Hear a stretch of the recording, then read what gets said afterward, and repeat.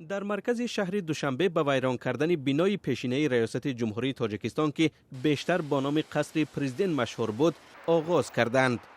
قبلا در این بنا کمیته مرکزی حزب کمونیست شوروی واقع بود. من با طرح گنپلان شناس هستم و قرار است بینای سابق ریاست جمهوری تا بینایی که فعلا در آن شهرداری واقع است تخریب شود. بینای چایخانه راحت نیز باقی میماند.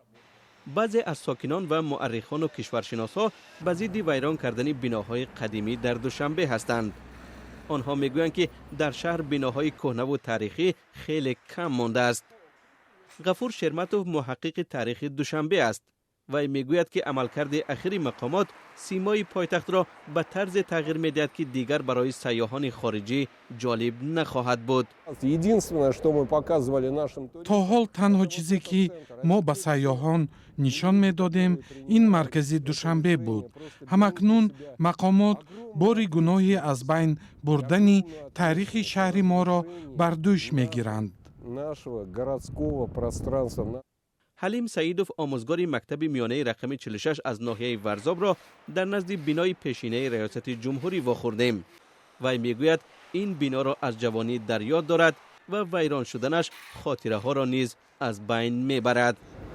امروز شهرداران اکنون با فکر و عقیده خودشان موافق فهمش خودشان بخواهند شهر را باز زیباتر کنند، آبادتر کنند.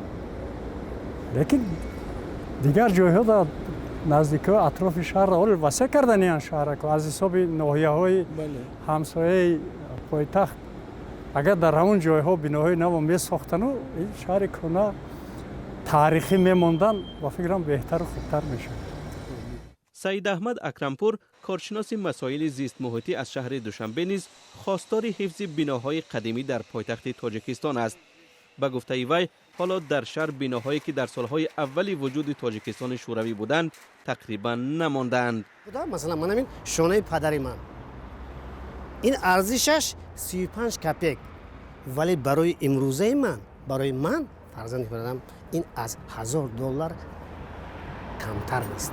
این چیزهایی هست که واقعا ارزش خود رو با گذشت سال، با گذشت وقت بعد معلوم میکنند. در چند سال اخیر موضوع گیم پلن یا بازسازی سیمای شهر دوشنبه به موضوع داغ جامعه تبدیل شده است.